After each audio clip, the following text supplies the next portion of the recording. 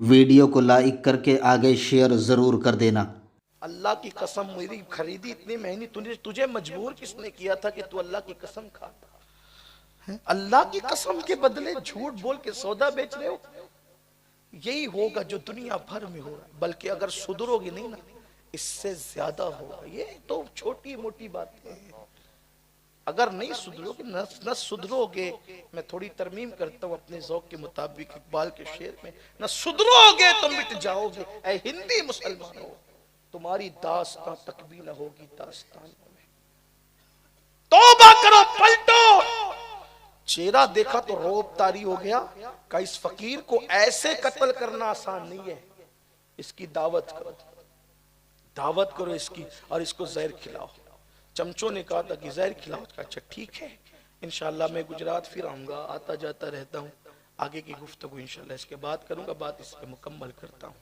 وقت ہو گیا ہے، کل بھی انشاءاللہ پروگرام میں جانا ہے، کافی ٹائم ہو گیا ہے، تو دعوت کرو۔ پرتھوی راج کے داماد نے جو سمانا کا بادشاہ تھا غریب نواز کی دعوت کی۔ پتہ چلا کہ اگر ہم حضور کے سچے غلام بن جائیں تو قاتل بھی دعوت کرنے پہ مجبور ہو جاتا ہے۔ حضور کی غلامی کی شان، کوئی غلام بنے دعوت کرنے پہ۔ اچھا دعوت دی تو سرکار غریب نواز نے کہا دیکھو ہمارے نبی کی سنت ہے، کیا خیال تھا سنتوں کا کہ ہم دعوت قبول کر لیتے ہیں، دعوت قبول کی، لیکن تیرے محل میں آ کر نہیں کھائیں گے، ہم فقیروں کو کیا کام کسی کے محل سے، ہم محل میں نہیں آئیں گے، تمہیں کھانا یہی لا کے دینا ہوگا، لیکن دعوت قبول ہے۔ کہا ٹھیک ہے، اس کو لگا کہ یہ تو بہت اچھی بات ہے۔ اس نے کیا کیا، خطرناک زہر حلاحل اس کھانے میں ملایا، اور ہندوستان کے جتنے لذیذ پکوان ہو سکتے تھے سب پکوایا۔ سوچا کہ بیچارے عرب کے بھوکے لوگ پھٹے پرانے کپڑے پر آئے ہیں، میرے کھانے پہ ٹوٹ پڑیں گے، اور پھر زہر سے ان کا قصہ تمام ہوگا، میرا سسر مجھے کتنا بڑا انعام دے گا کہ میرے خطرے کو اس نے کتنی آسانی سے ختم کر دیا۔ اور چند فقیروں کو قتل کرنا زہر سے آسان کام ہے۔ اس نے سارے پکوان پکائے، زہر ملایا، زہر ملا کے اپنے وزیروں سے کہا کہ جاؤ اس فقیر کو دے دو۔ وزیر جانتے تھے معاملہ کیا ہے، اس کی ماں کو پتہ نہیں تھا، اس کی ماں کو پتہ نہیں تھا، اس کی ماں مذہب کے معاملے میں تھی کٹر، لیکن اس کی ماں کو یہ بات تھی کہ بھئی کسی بھی مسافر کو مہمان بنا کے بلا کر اس کے ساتھ دغا نہیں کرنا چاہیے۔ وہ اسلام پر نہیں تھی۔ بعض لوگ جو ہے وہ کبھی کبھی روایتوں کی بنیاد پر بھی کچھ سچائیوں کی پابندی کرتے ہیں، کبھی کبھی ایسا ہوتا ہے۔ تو اس کی ماں کو پتہ نہیں تھا، اور یہ داماد پرتھوی راج، اس نے زہر ملا کر کے جو ہے وہ بھیج دیا۔ زہر آلود کھانا آیا، غریب نواز نے دیکھ کے مسکرایا، زہر آلود کھانا دیکھ کے غریب نواز نے مسکرایا، اور اپنے خادم سے کہا، اس وقت خدمت پر حضرت محمد سبزواری صاحب، ایک غریب نواز کے خلفاء میں سے یادگار محمد سبزواری صاحب تھے، وہ بھی آ چکے تھے خدمت میں، اور سیدی سرکار سید فخر الدین گردیزی یہ بھی ساتھ میں تھے، تو اور بھی فقراء تھے۔ تو خادم سے کہا، جس سے بھی کہا، لیکن خادم سے کہا کہ اس میں تو زہر ہے کھانے میں، دیکھ کے کہا اس میں تو زہر ہے، اس لیے کہ اولیاء اللہ کی شان بیان کی ہے صاحب مثنوی نے کہ وہ تو لوح محفوظ پر نظر رکھے ہوتے ہیں، جو لوح محفوظ کو دیکھے وہ کھانا نہ دیکھے، یہ تو ہم لوگ ہیں کہ لوح محفوظ پر مریدوں کے سامنے چیٹنگ بازیاں کرے کہ ہمیں بھی دکھ رہا ہے، اور چاول کے نیچے کی بوٹیاں نظر نہ آئے، تو یہ ایک الگ عنوان ہے نا۔ میرے جیسے لوگ اگر اس طرح کی چیٹنگ بازی کریں تو اچھی بات نہیں۔ قوم جب بغیر چیٹنگ کے محبت کر رہی ہے تو چیٹنگ کرنے کی ضرورت کیا ہے؟ جب اللہ یوں ہی محبت دے رہا ہے لوگوں کے درمیان میں، تو پھر آپ لوح محفوظ دیکھنے کی بات کیوں کرتے ہیں؟ پیر کے نیچے، ہماری جماعت کے ایک بہت بڑے بزرگ کہتے ہیں کہ پیر کے نیچے کی زمین نظر نہیں آتی ہے، لوح محفوظ دیکھنے کی بات کرتے ہو؟ تو ہمیں جو نظر، دیکھو اللہ نے جتنا مقدر میں جو لکھا ہے وہی ہوگا، زیادہ اڑنے کی بات نہ کریں آپ۔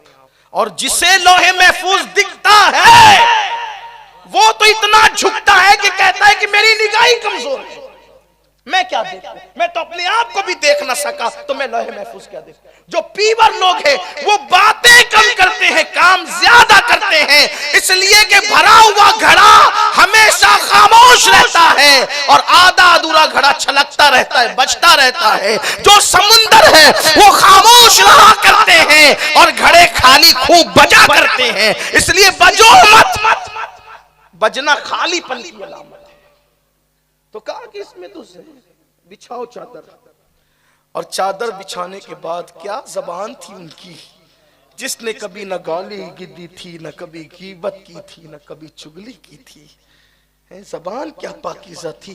کہا ان وزیروں سے جو آئے تھے کھانا لے کر کہ بھائی ہم نے تو کھانے کی دعوت قبول کی، کھانا کھانے کی، زہر کھانے کی دعوت ہم نے قبول نہیں کی۔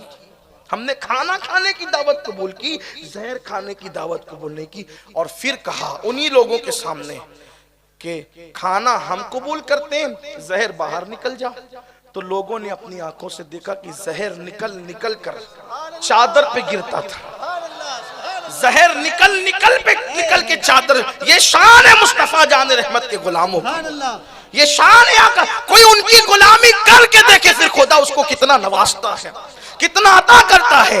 میرے آقا صلی اللہ علیہ وسلم کے دیوانوں، اپنا سب سے بڑا قصور یہ ہے ہم سب کے بنے اس کے نہیں بنے جس کا بننے کا حکم اللہ نے دیا ہے، جس کا بننے کا حکم اللہ نے فرمایا ہے۔ آؤ ان کے سچے غلام بن جائیں، ہم طبیعت کے غلام بنے، مصطفیٰ جان رحمت کے غلام نہ بنے۔ اگر ہم ان کے سچے غلام بنتے تو قدرت ہمیں بھی نوازتے۔ ہم تو مائل بکرم ہے، کوئی سائل ہی نہیں، راہ دکھلائے کسے، راہ روے منزل ہی نہیں۔ کہا زہر نکلتا چلا گیا، چادر اٹھائی، گٹری باندھی، کہا ہم تو وعدے کے پکے لوگ ہیں، میں نے کھانا قبول کیا، زہر بادشاہ کو کھلا دو لے جا کے۔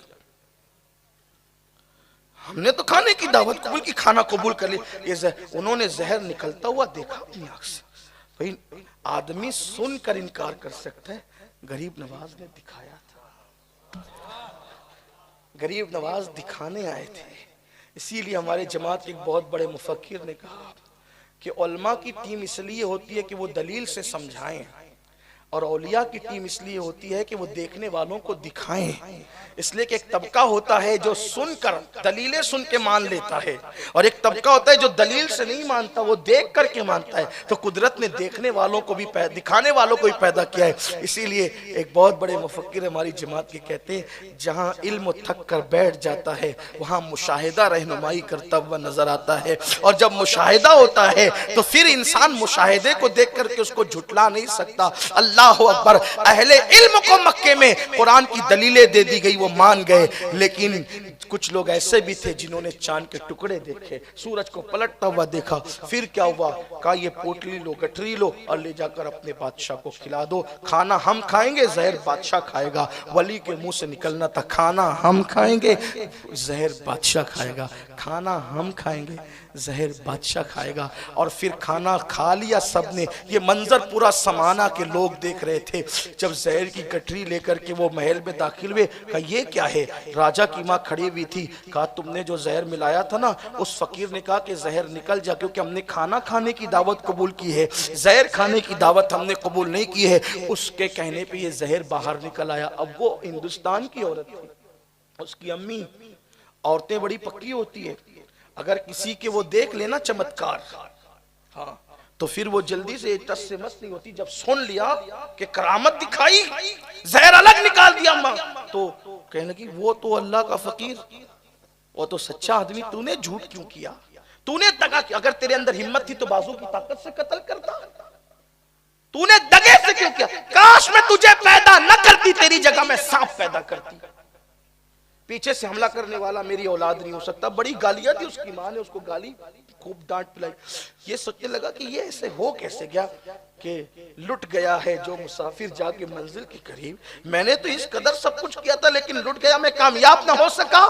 تو وہ خوب پاگل جیسا ہوا اور دیوار سے سر ٹکرانے لگا کہ میں ماں کے تانے سننے سے پہلے مر کیوں نہیں گیا، اور اس کے دماغ پر ایسی گندگی طاری ہوئی اور ایسی جو ہے وہ خوف طاری ہوئی کہ وہ ٹینشن کی تاب نہ لا کے دیوار سے سر ٹکراتا رہا، اور پھر وہ گٹری کھولی اور وہی زہر اس نے اپنے منہ میں ڈال لیا۔ دنیا نے غریب نواز کے جملے کو سچا ہوتے ہوئے دیکھا کہ کھانا ہم کھائیں گے، زہر بادشاہ کھائے گا۔ جب یہ منظر لوگوں نے دیکھا، اس دن 700 لوگ سمانہ کے، اور 700 کون لوگ پتہ ہے؟ عوام میں سے نہیں، 700 مذہبی رہنما، سمانہ کے مذہبی رہنما، مذہبی لوگ وہ مسلمان ہوئے، اور ہزاروں کی تعداد میں سمانہ کی عوام مسلمان ہوئی۔ سرکار غریب نواز نے ایک ایسا شخص جو ان کا مذہبی رہنما تھا اس پہ نظر ڈالی، اسی وقت ولایت عطا کی، خلافت عطا کی، اور سمانہ کا علاقہ ان کو سونپ کر کے کہا یہ میری منزل نہیں ہے، میری منزل کہیں اور ہے، اور آپ روانہ ہو گئے۔ یہ شان کے ساتھ غریب نواز آئے۔ آج بھی ہو سکتا ہے، اگر آج بھی ہو جائے جو ابراہیم سا ایمان پیدا، آگ کر سکتی ہے انداز گلستان پیدا۔ سنیو، غریب نواز کے نقش قدم پر اگر آ جاؤ تو آج بھی ہندوستان ہمارا ہے، ہمارا تھا، ہمارا ہے، ہمارا رہے گا۔ یہ ملک میں فضل حق نے قربانی دی، انڈمان کی، سزا کاٹی، سب کچھ کیا۔ آؤ ہم اپنے ملک کے لیے دعا بھی کریں، کوشش بھی کریں، اور ہم اللہ رسول کے فرامین کی طرف آئیں، پلٹیں اللہ رسول کی طرف، توبہ کریں، رجوع